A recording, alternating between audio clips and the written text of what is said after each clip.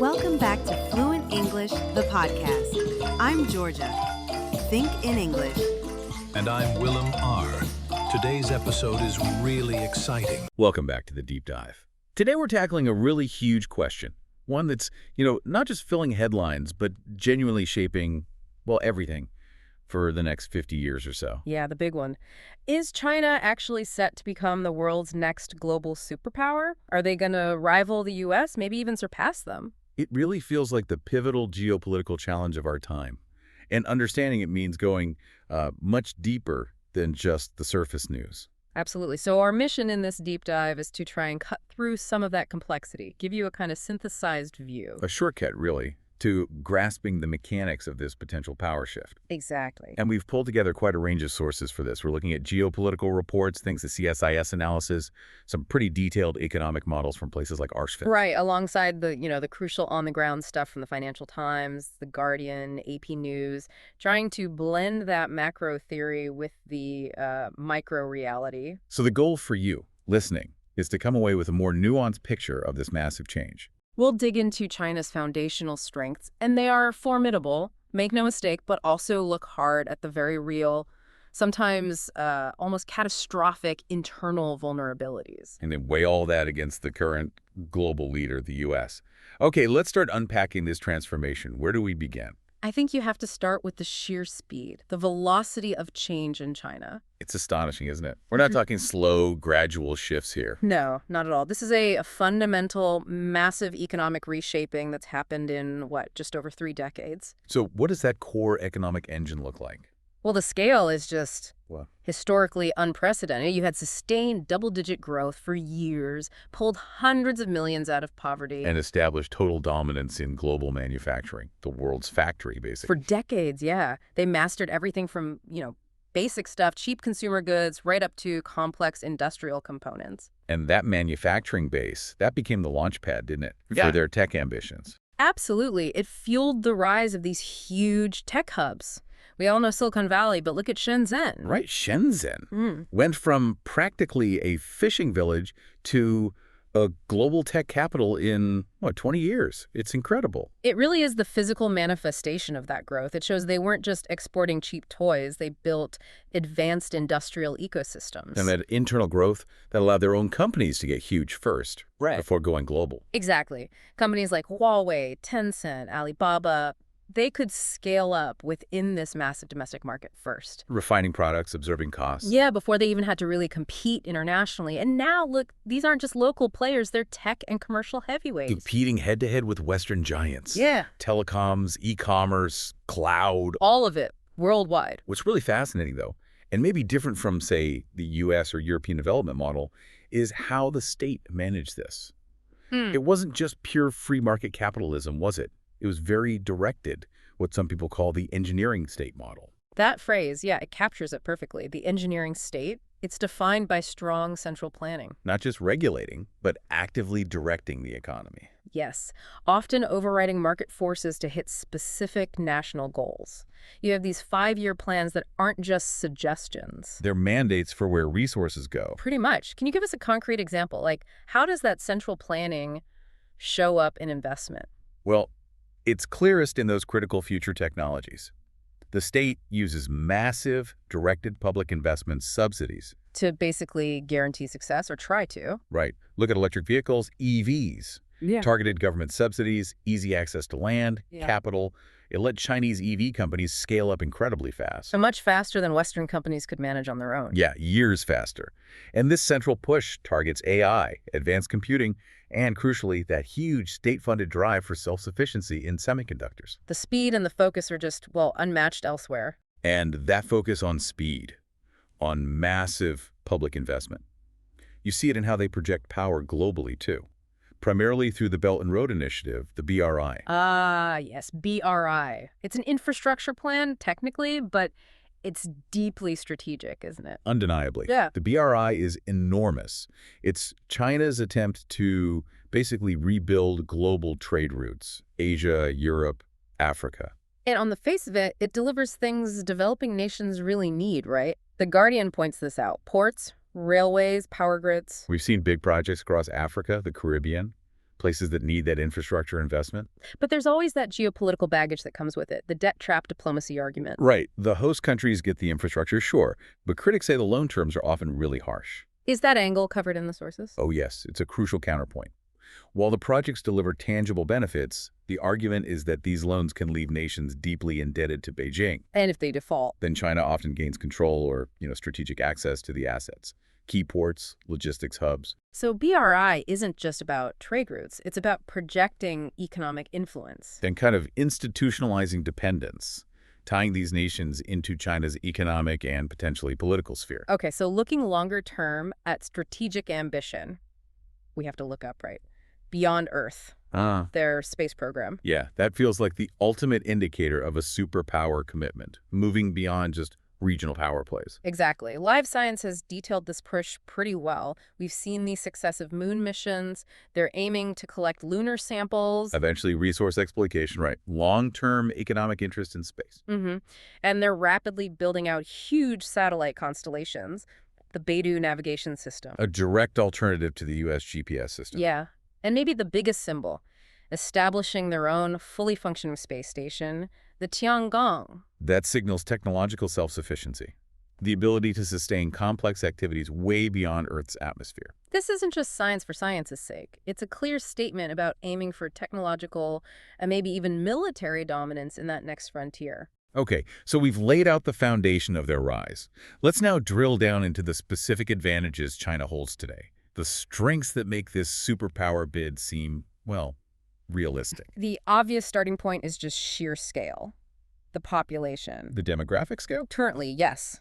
Even with the trends changing, that massive population is still a critical advantage. It provides a huge labor force, even if costs are rising. And crucially, it's a massive built-in domestic market.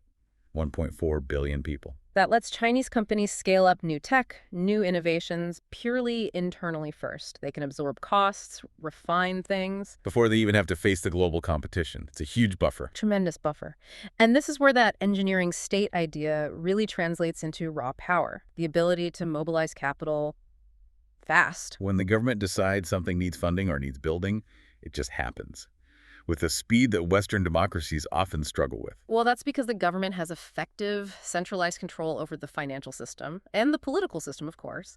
Unlike the U.S. or Europe, where you have complex federal systems, regulations, political opposition, things can take years, decades even. Whereas China's decision-making is, well, unified. This lets them mobilize hundreds of billions for strategic goals almost overnight. Building a massive high-speed rail network in a fraction of the time it would take elsewhere. Or deploying state banks to fund strategic tech acquisitions abroad. That speed of execution, it's arguably their biggest systemic advantage. And that speed, that national focus, it ties right into the push for technological self-reliance. This isn't just about making better gadgets. It's about achieving technological sovereignty. Controlling the underlying infrastructure of the future. Precisely. The heavy investment in AI, 5G, now 6G, quantum computing, it's a massive strategic bet. They see that's where future global power lies. And interestingly, external factors actually accelerated this push, didn't they? Hugely. External sanctions, technology restrictions, especially from the U.S. trying to cut off access to high-end components, it kind of unintentionally forced their hand. Acted as a massive forcing function. Yeah. Pushing Beijing to basically invest whatever it takes to master those core technologies themselves, domestically. Okay, and the final piece of this advantage puzzle. Yeah. Their growing diplomatic reach. Shifting the global conversation. Yeah, moving away from a purely G7-centric worldview, they're building influence, particularly in places where maybe the U.S. and Europe have pulled back or haven't engaged as much historically. Developing and middle powers primarily. Yes, primarily. And they're using platforms like the Shanghai Cooperation Organization, the SCO, for regional security in Central Asia. And very significantly, expanding the BRICS group. Brazil, Russia, India, China, South Africa. And now quite a few others have joined or want to join. How exactly does BRICS challenge U.S. global influence, though? What's the mechanism? Well, AP News Analysis highlights how these groups challenge the whole Western-led institutional structure. Think IMF, World Bank, the stuff that's governed global finance since World War II. Right. BRICS has set up its own financial body, the New Development Bank, the NDB. Offering an alternative source of funding for infrastructure projects. Exactly. And often sidestepping the need for U.S. dollar transactions, It's subtle, but it's a profound shift. It institutionalizes China's diplomatic weight, its financial weight, reduces reliance on institutions where the U.S. basically holds a veto. Right, okay, so that's the strength side. Powerful stuff.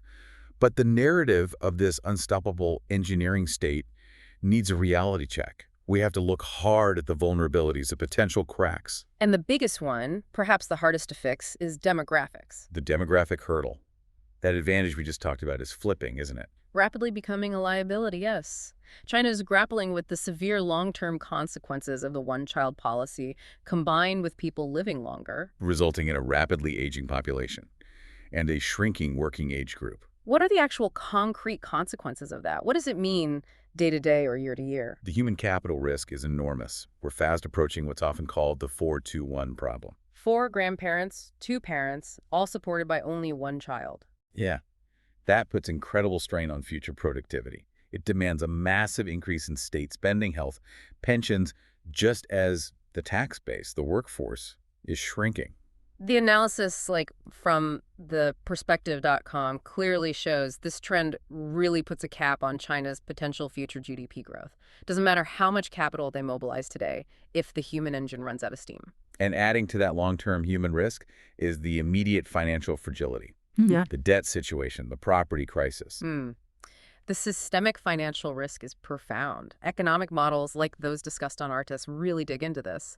We need to distinguish, though. Central government debt seems manageable. It's the local government debt that's the problem. That's the massive issue. These local government financing vehicles, LGFVs, they borrowed unbelievable sums, often for, vanity projects or infrastructure that just wasn't commercially viable. Creating this huge, murky mountain of off-balance sheet debt. Exactly. And this debt problem is tangled up with the inefficiencies in the big state-owned enterprises, the SOEs. Well, SOEs often get preferential treatment.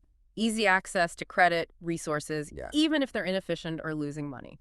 These so-called zombie firms. Yeah, they drag down overall productivity because capital gets trapped servicing the debt of failing state companies instead of going to dynamic private firms. Just adds more stress to the financial system. And the property sector. This is the one grabbing headlines, isn't it? Evergrande, other big developers teetering. Why is property so critical for China's stability? It's the scale and its connection to ordinary people's wealth. Property traditionally made up nearly a third of China's whole economic activity. A third. Wow. And maybe more importantly, something like 70% of Chinese household wealth is tied up in real estate. 70%. So when developers fail, or those infamous ghost cities, appear whole apartment complexes built but empty. It evaporates household wealth, it shatters public trust, and that risks a downward spiral. People stop spending, the economy becomes even more reliant on just exports and state investment. Which leads back to the overcapacity problem. Exactly. The speed of centralized decision-making let them build amazing infrastructure quickly, yes. But that same speed, with weak oversight, led to building too much stuff that might never pay for itself. So the speed is a strength, but the resulting inefficiency, the lack of market correction, that's a massive vulnerability. It's the ultimate systemic risk, arguably. Okay, let's shift gears slightly from economics.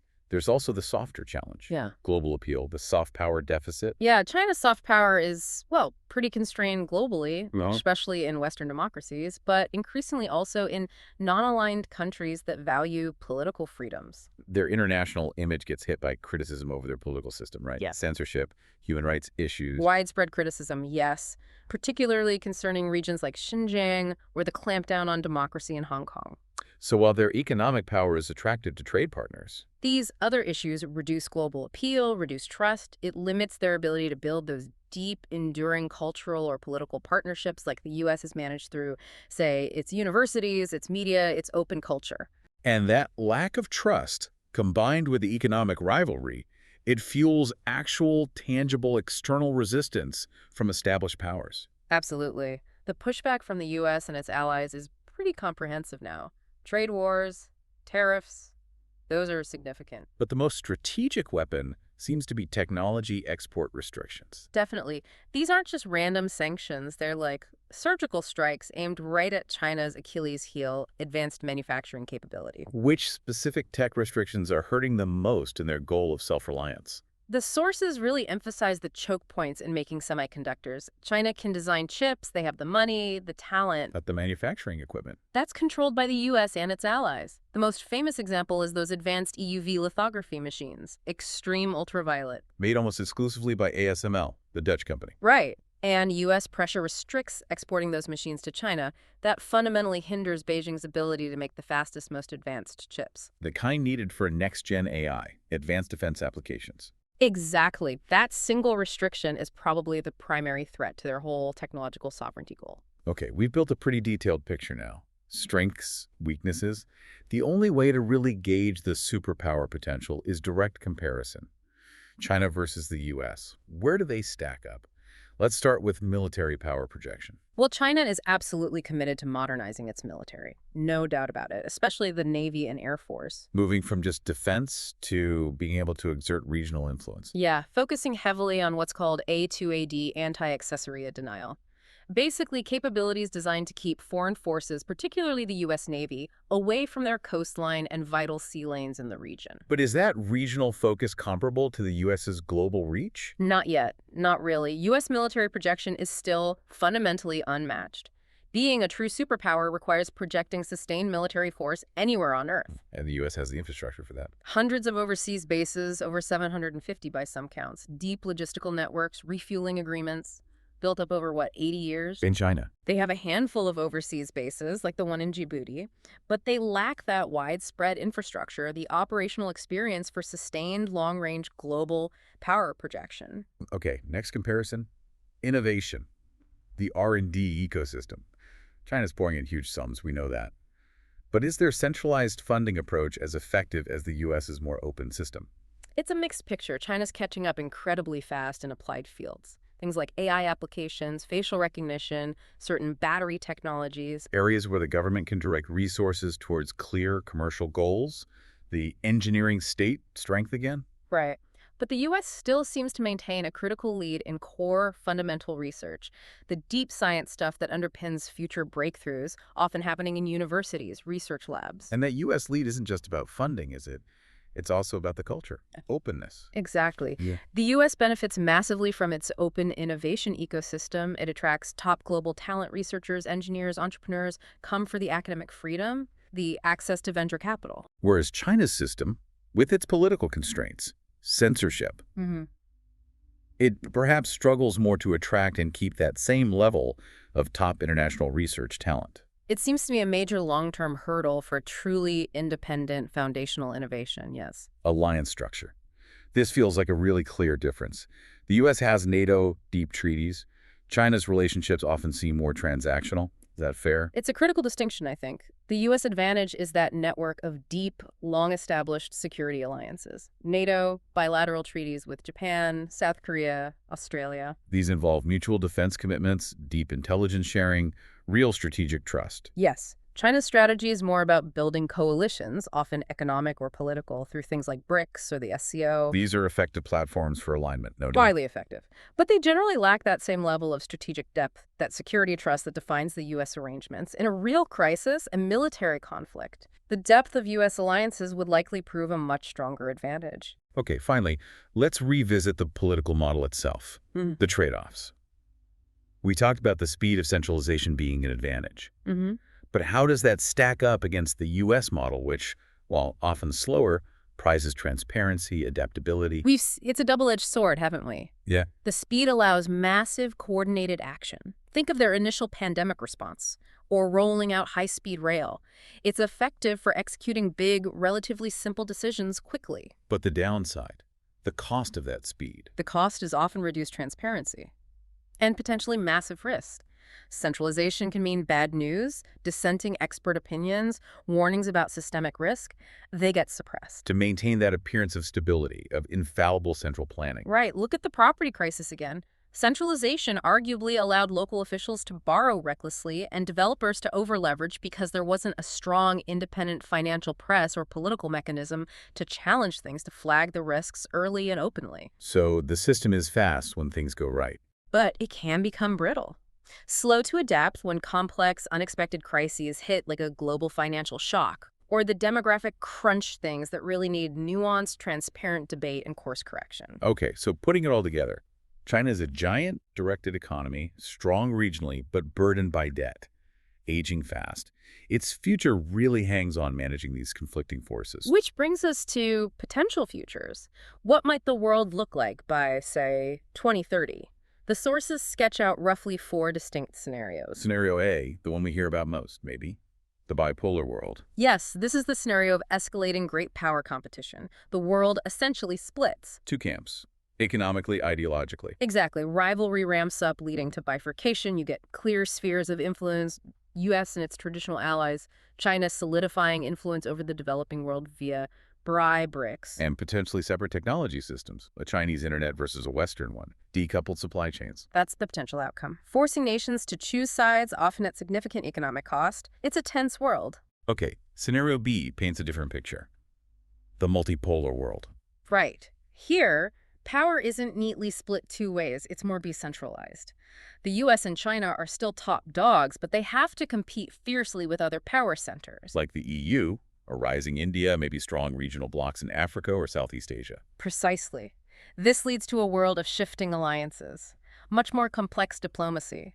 No single nation can just impose its will. And the non-aligned nations gain leverage, playing the giants off each other. They potentially benefit the most in that scenario, yes. Then scenario C limits China's success, China dominant in Asia. This suggests China gets its house in order internally, manages the economy, and achieves undeniable regional leadership across the Asia-Pacific, becomes the clear hegemon in its neighborhood. But doesn't achieve true global reach. Exactly. The external pushback, U.S. tech blocs, the soft power issues we discussed, prevents that global dominance. China becomes a regional superpower. While the U.S. remains dominant globally, outside China's immediate sphere, maybe acting as an offshore balancer in Asia? That's the idea. A potentially more stable, though likely heavily militarized, Asia, with the U.S. holding key tech and security advantages globally. And the final scenario, D, the downside risk plays out. Internal crisis slows China's rise. This is where those vulnerabilities, demographics, debt really bite hard, the economy slows dramatically, maybe even falls into recession.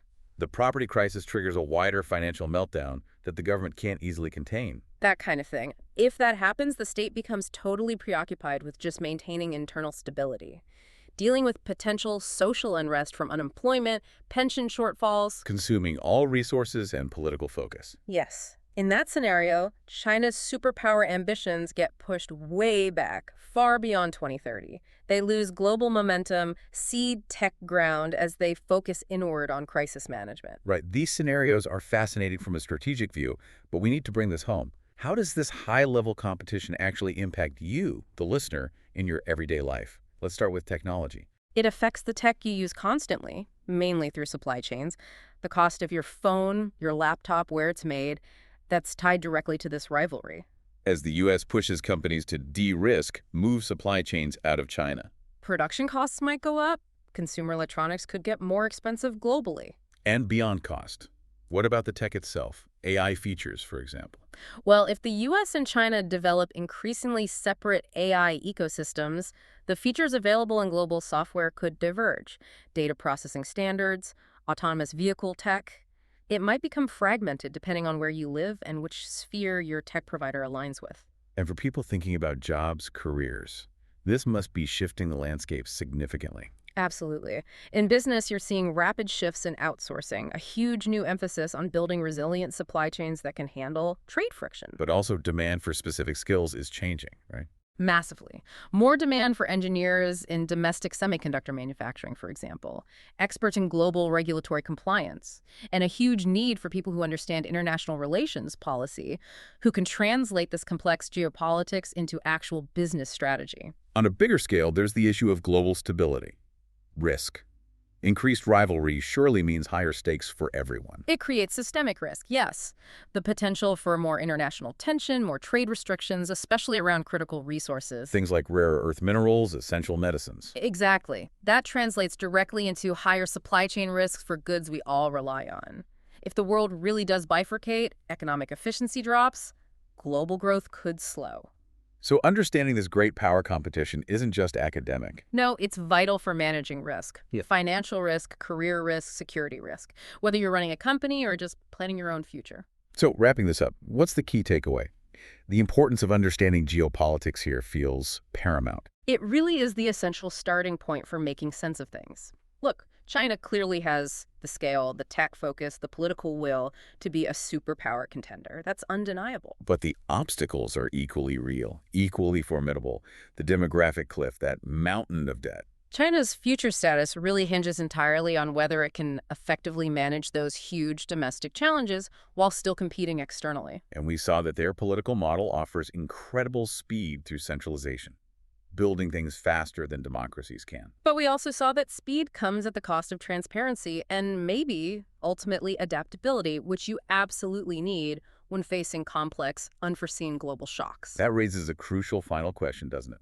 Something for you, the listener, to really chew on based on everything we've discussed. Which of those two factors, that raw speed of execution or the transparency and adaptability needed to navigate complex crises, which one will ultimately prove more decisive for China in handling these severe financial and demographic headwinds over the next decade? It feels like the ultimate test of their unique system. And the answer, whatever it turns out to be, will likely define much of the 21st century. A big question to ponder. Indeed. Well, that brings us to the end of this deep dive into China's superpower quest. We really hope this analysis gives you some of the clarity needed to navigate what's happening in the world right now. It's a complex picture, and it's constantly shifting. Absolutely. Thanks for joining us. And hey, if you found this discussion useful, if it helped clarify things a bit, please do give it a like, maybe subscribe to the channel if you haven't already. And share it with anyone else you know who's trying to make sense of these big global shifts. Yeah, your support genuinely helps us keep putting together these in-depth analyses. We appreciate it.